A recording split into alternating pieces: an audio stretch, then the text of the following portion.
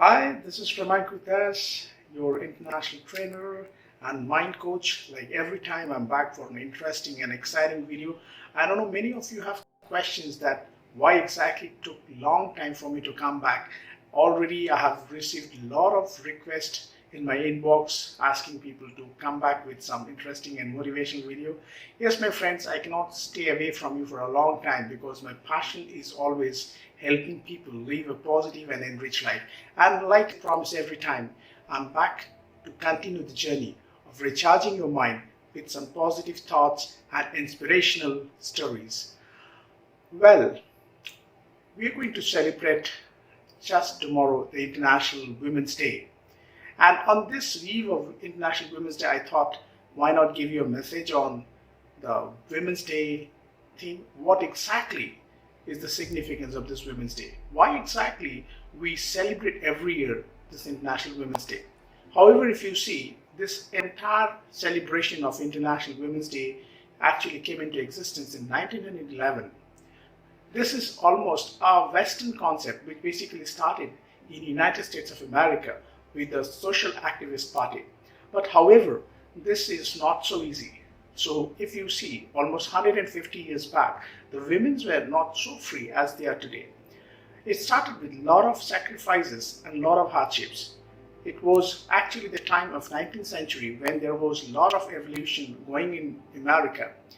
It started in New York with the revolution of the Socialist Party, who constituted a party back in 1903 under the leadership of Emmeline Pankhurst. She was actually a great American lady who was basically a social activist. She basically came up with the concept that why the women should be deprived from their voting rights, and that was the movement of suffragette.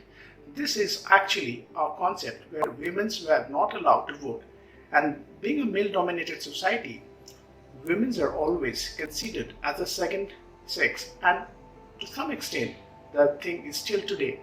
Unfortunately, after many years of the women liberalization, still we have not been able to grow up our mentality. Today we are living in 21st century, and this year, as per the United Nations thing, they have already taken an oath to celebrate that how we can break the bias. It is believed that if we really can survive and we can empower the women, we can bring the equality for the women, we can really sustain our future tomorrow. So how exactly we can really develop our women for a better economy, better culture and a better society? International Women's Day is coined on this 8th March when we celebrate this day for the economic growth, for the culture and the achievement of women. But is it only just a day to celebrate for the achievement for women? In fact, if you ask me, I will say not so, because I believe International Women's Day could be not just a single day.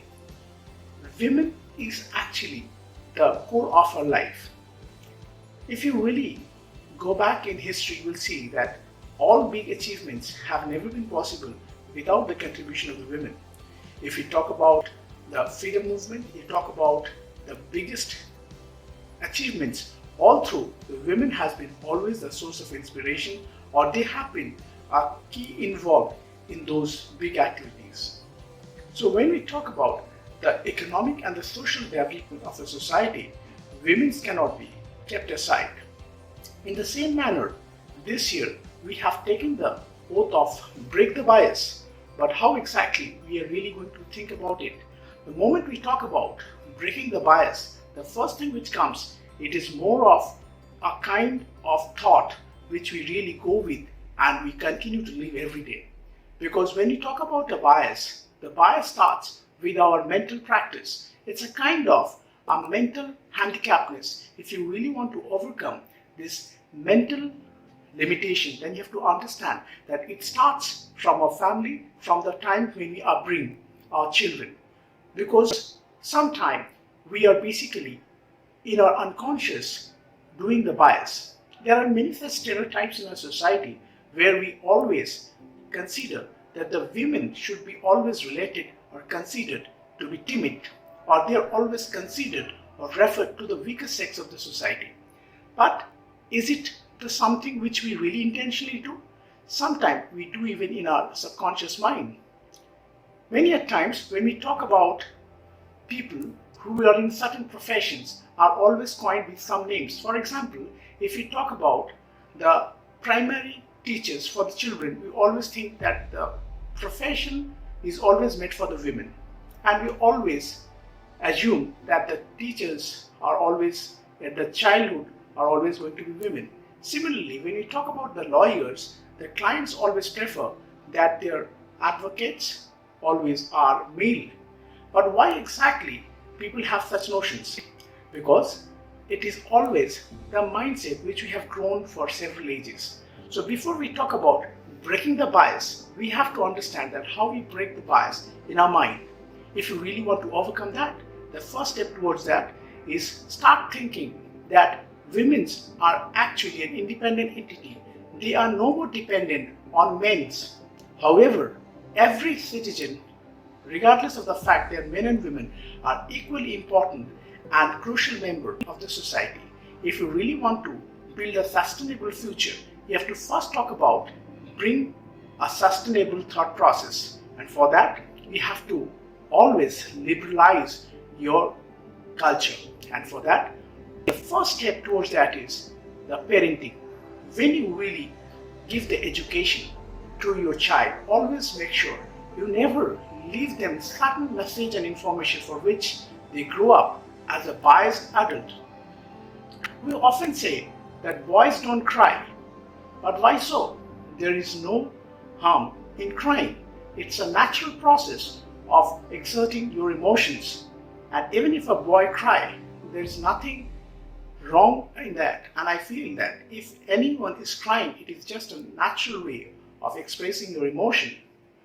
So there are certain practices by which we have always tried to relate this weakling with the women. So it's time for us to take a break and think seriously. So before we even talk about breaking the bias, we have to think this International Women's Day, that what exactly are there in our society, in our thought process, which we can uproot to really break the bias and make sure that this day is not just a day to celebrate about the women empowerment and women achievement, but to ensure that we really embrace the women empowerment in each and every sphere of our life, whether it is our home, whether it is our office, or whether it is our business.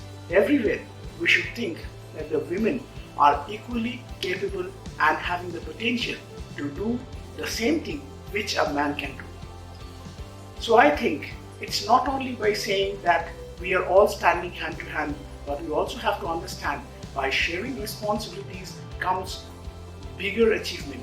And by when we really take on this entire journey of exploring for the women emancipation, we have to understand that the world is going to progress and women play a bigger role in taking the responsibility in nurturing the life and taking the culture forward. So today what exactly we are doing is just the seedling for tomorrow. Maybe this small sapling will grow into a big tree tomorrow.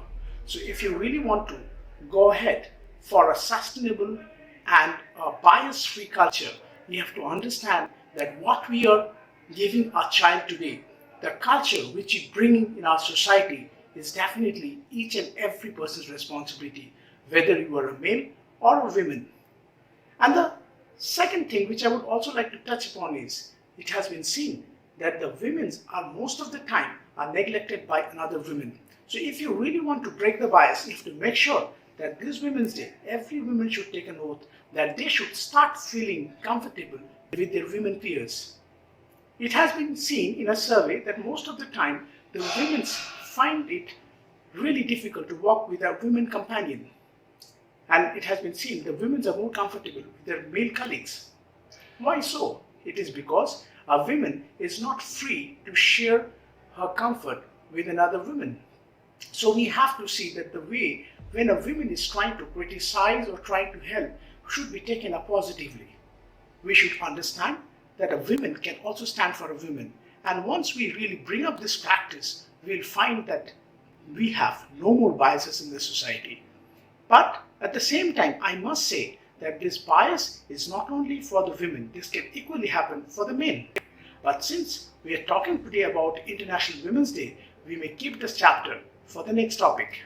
So I believe we would really try to live a bias-free culture so that we can pass on this information that we should think that the equality is always possible only when we change our mind.